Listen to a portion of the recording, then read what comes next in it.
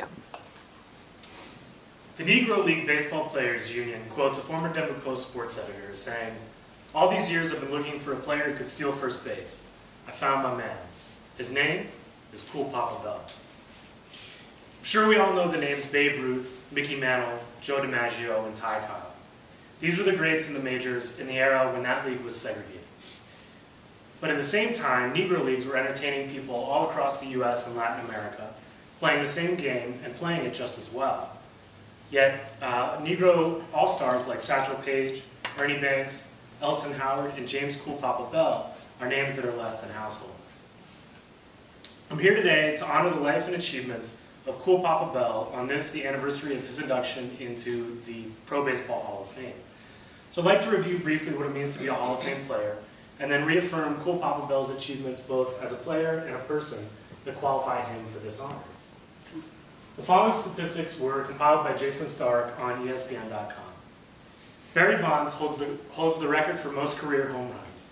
Pete Rose holds the record for most career hits.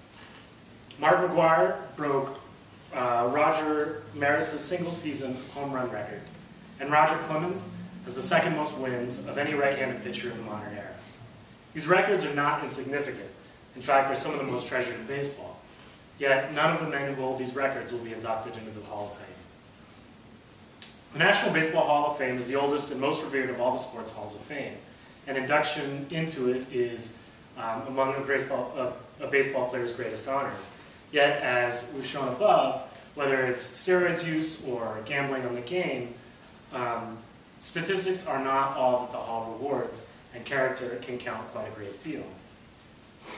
According to HowStuffWorks.com, candidates for the Hall of Fame are judged on their ability, integrity, sportsmanship, character, and contributions to their team and baseball in general. And once nominated, the odds of getting voted in are 70-1. So it's a very tough accomplishment. And the question should be asked, why is Cool Papa Bell worthy of this honor? Well, since he was a baseball player, let's look first at his on-the-field achievements. Now, stats in the Negro Leagues were not as precise as they were kept in the majors, if they were kept at all. And so it's really hard to judge a player based on their statistics. But one thing we know for sure about Cool Papa Bell is this: he was fast. According to his teammate and fellow All-Star Satchel Paige, he used to room with him, and he'd like to tell this story. He would say, Cool Papa Bell was so fast that he would turn out the light and be in bed and under the covers before the room got dark. He also would tell an apocryphal story about, he said he saw him hit a line drive up the middle and got struck in the backside by his own hit as he was sliding into second base. In Eric Ender's biography, he says that Satchel Paige started out as a pitcher. He threw knuckleballs, but when his manager saw how fast he was, they moved him to center field. And in center field, he would actually play really, really shallow because he knew that if a ball got hit over his head, he could run it down. Ken Mendel on MajorLeagueBaseball.com said Satchel Paige was clocked running the bases in 12 seconds flat. That is fast. To his contemporaries, he was the fastest man in baseball. But in addition to being fast, he had a lengthy career with many statistical highlights, and it lasted almost 30 years.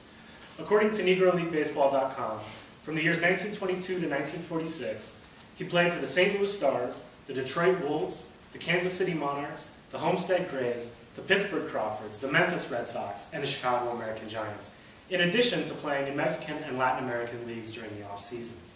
He won championships with many of these teams. During this time, he had several seasons where he hit over 400 batting average. The last white player to do that was Ted Williams in 1941. Bell's obituary in the New York Times tells a story that I think highlights both his speed and his longevity. The story goes, during an interracial all-star exhibition game against major league players, his teammate Satchel Paige was up to bunt, and Bell was on first base. Bell got a jump on the pitch, and he rounded second before the ball crossed home plate. He rounded third as the pitcher was trying to throw him out at second, and he ended up scoring for a play that was 3 stolen bases and culminated in a run. The most amazing part of that, he was 43 years old at the time. And because he retired a year before Jackie Robinson broke the color barrier, this was one of the few times that Cool Papa Bell got to play against white players and in front of a predominantly white audience. And as he was remarkable as a player, we know that stats alone are not enough to earn a place in the Hall of Fame, and Cool Papa Bell's character solidified his place. Eric Ander's biography tells about Cool Papa Bell's early life. He was born in 1901 in Starkville, Mississippi, to extreme poverty. His father was a sharecropper, and his mom did odds and ends around town to make money. Often she would take in laundry from the neighbors. He attended a one-room elementary school for black children. Remember, this was the segregated South at the time. And in 1920, when he was 19 years old, he decided to move to St. Louis to escape the poverty and extreme racism of the Deep South. So once he got to St. Louis, he played semi-pro baseball for the Compton Hill Cubs. He also worked full-time as a meat packer and went to high school at night. In 1928, he married Clarabelle Thompson, who was his wife for 62 years until her death in 1991. And on their honeymoon, they went to Cuba, where he was introduced to the Latin leagues, where he would play during the off-seasons for the rest of his career. He was so smart that he quickly became fluent in Spanish. After he was too old to play, he managed many Negro League greats as a manager for the Kansas City Monarchs, some of whom, including Satchel Paige, Ernie Banks, and most famously Jackie Robinson, would go on to break the color barrier in Major League Baseball. In 1991, shortly after his wife Clara died, he died of a heart attack, and he specified at his funeral that he wanted 12 pallbearers, 6 white men and 6 black men. While as a player and a manager, he helped pave the way for those who would transition from the Negro Leagues to the Major Leagues, he was sadly too late to do it himself. He put it best in his own words when he said, "So many people say I was born too early, but that's not true. They opened the doors too late." Induction into this hall was a celebrated thing.